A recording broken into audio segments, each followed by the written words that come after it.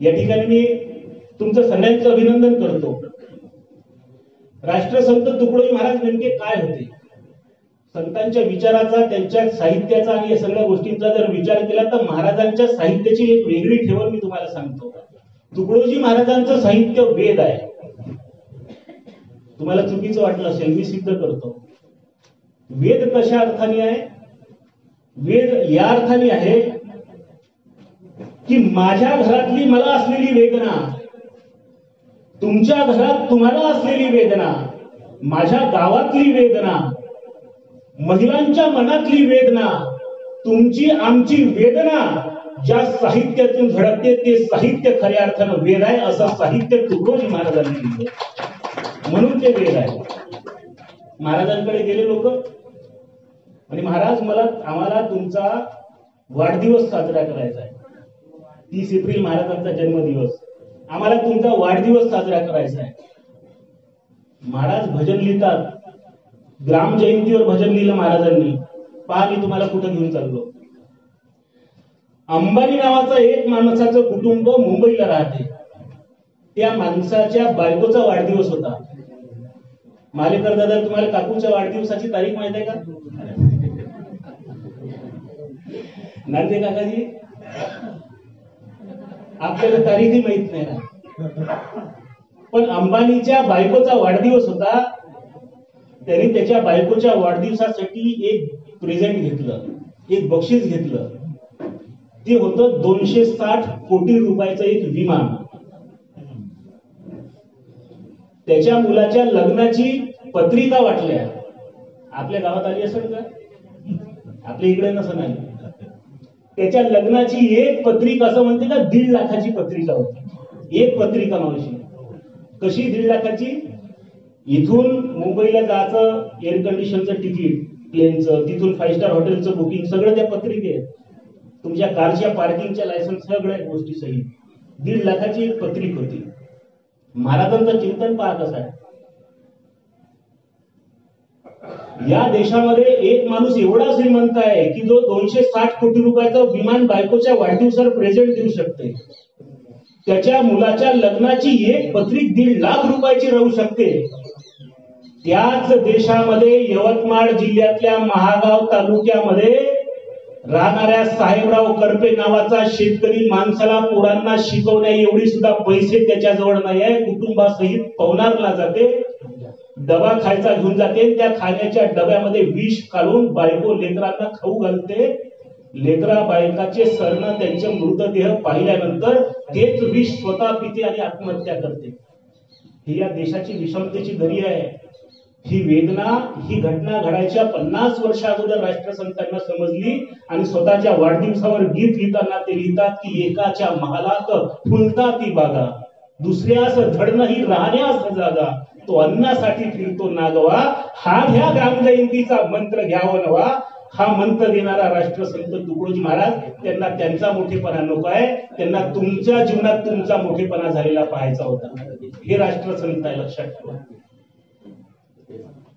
म्हणून हा विचार घेऊन ज्यावेळेला महाराज राष्ट्रपती भवनामध्ये बोलत आहेत, राष्ट्रपती भवनामध्ये बोलत असताना समोर देशाचे राष्ट्रपती राजेंद्र बाबू प्रसाद बसलेले आहेत, देशाचे प्रधानमंत्री पंडित जवाहरलाल नेहरू समोर बसलेले आहेत, सगळे मंत्री, महामंत्री, महावीर त्यागी सगळे लोक समोर बसलेले आहेत, बाबाराव पराडकर समोर बसलेले आहेत, त्यावेळेस काँग्रेसचे अध्यक्ष भाई ढेबर समोर बसलेले आहेत आणि महाराज भजन म्हणतात आहे की बिघड गई शासन की नीती। ताकद आहे कोणाची? सरपंचाच्या समोर तोंड नाही उलट आमचं, या देशाच्या सर्वोच्च सत्तेच्या समोर माझा महाराज बसते आहे। आणि जर तुम्हाला वाईट वाटलं तर माझं बरं वाईट कराल तर करा, पण माझ्या गल्लीतल्या माणसाची समस्या या दिल्लीत मी मांडल्याशिवाय आज बाकी स्वस्त बसणार नाही। हा विचार किती, निर्धार किती पक्का असला पाहिजे। आणि महाराज म्हणतात आहे बिघड गई तुम्हारे शासन की नीति, साम दाम दंडन की नीति, अपना पर का देख देख कर झुके न्याय का तोल, बंदे अब तो आंखें खोल। आता तरी डोळे उघडा, गर है स्वदेश सुधारना तो साधुओं से ही करो।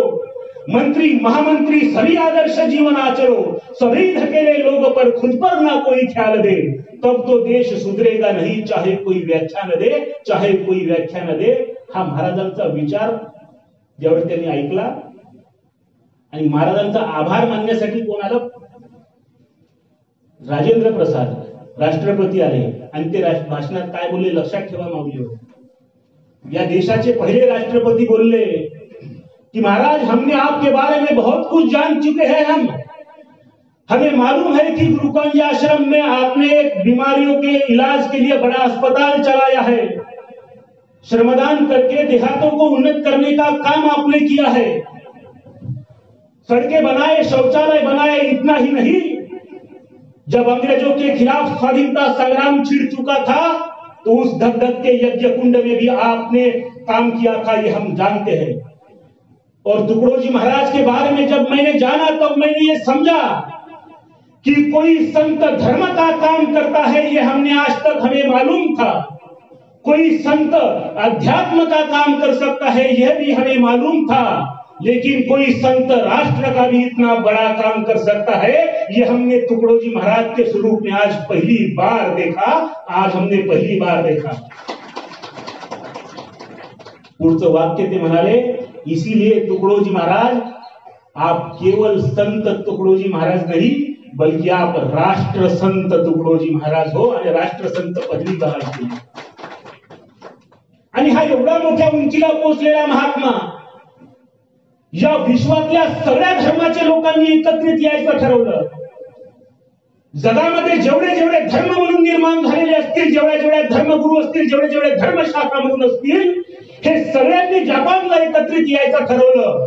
आणि त्या जपानला या देशाचं प्रतिनिधित्व कोणी करावं म्हणून पंडित नेहरूंच्या संकल्पनेतून तुकडोजी महाराज या देशाचं नेतृत्व करायला जपानला गेले. आणि त्या ठिकाणी ते म्हणतात आहे, त्यांनी त्यांचं भजन ऐकलं. त्यांच्या भजनाचं इंग्रजी ट्रान्सलेट तुकाराम दादांनी करून दाखवलं. आणि ते ऐकल्यानंतर तिथले सगळे विचारवंत धर्माचे धर्मगुरू महाराजांच्या जवळ आले, म्हणायला लागले, हर देश में तू तेरे नाम आने का तू एकही है. किती नवल वाटणारी गोष्ट होती त्यांच्यासाठी. ते म्हणाले, महाराज जी का नाम क्या है. ज्यावेळेस त्यांनी ऐकलं हिज नेम इज तुकडोजी, तुकड्या. ते म्हणतात, तुकड्या, what is mean by Tukdya. Tukdya is a just meaningless. No, it is not meaningless. Tukdya means just a piece of chapati throw by his guru Adkoji Maharaj.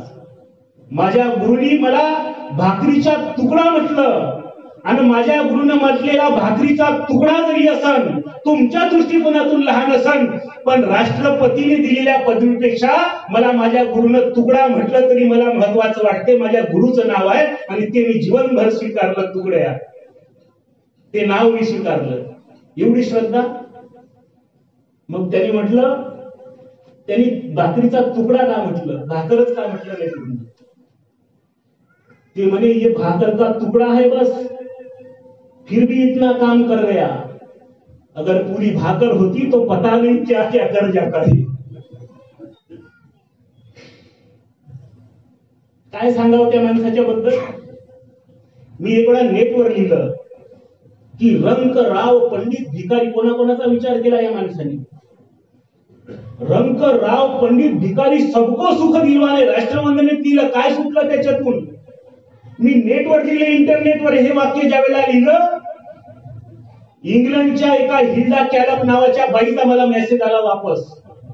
ते म्हणायला लागल्या, रंकराव पंडित आणि भिकारी सगळ्यांच्या सुखाची कामना करणारा असा कोणता विचारवंत आहे. आम्ही कार्ल मार्क्स वाचला हो, ज्या कार्ल मार्क्सनी कामगारांचा विचार केला. आम्ही शेक्सपियर वाचला, आम्ही सॉक्रेटिस वाचला, पण ज्या महात्म्याने रंकराव पंडित भिकारी सगळ्यांच्या सुखाचा विचार केला असा कोण महात्मा आहे. Send me his literature. आणि महाराजांचं साहित्य मी ज्यावेळेला पाठवलं त्यांना, त्या बाईच्या डोळ्यात पाणी आलं. एक भजन ऐकून. त्या भजनाचे बोल माहिती आहे काय तुम्हाला. भजन करायला माणसाला ती मानधन घेते की नाही. तुकडोजी महाराजांनी मानधन घेतलं, देवाकडून घेतलं, आयोजकांकडून नाही घेतलं. कोणाकडून घेतलं, देवाकडून मानधन घेतलं. महाराजांनी काय मानधन घेतलं लक्षात ठेवा. देवाला सांगितलं, दिल मन से गाऊंगा मैं तेरा भजन. पण केव्हा, ऊंचा उठा दे मेरा प्यारा वजन. कोणाचा विचार केला त्याच्यात? मेरे वतन की बिछड़ी है जनता, किसी का किसी के संग नहीं बनता, सब नेताओं ने कर दे मिलन. जे आज चालू आहे त्याचं चित्र महाराजांनी तेव्हा पाहिलं की हे असं होणार आहे. सत्तेत कोण आहे? शिवसेना. विरोधात कोण आहे? शिवसेना. सत्तेत कोण आहे? राष्ट्रवादी. विरोधात कोण आहे? राष्ट्रवादी. ज्या नेत्यासाठी आम्ही भावाभावानं भांडणं केले तो नेता विरोधी पक्षात जाऊन बसला. भाऊ भाऊ अजूनही बोलत नाही. तो त्याच्या जवळ जाऊन बसला. सांगा आम्ही कुठं डोकं फोडावं? हे जे चित्र आज पाहिलं ते महाराज त्यावेळेस म्हणतात किसी का किसी के संग नहीं बनता, इन नेताओं ने कर दे मिलन.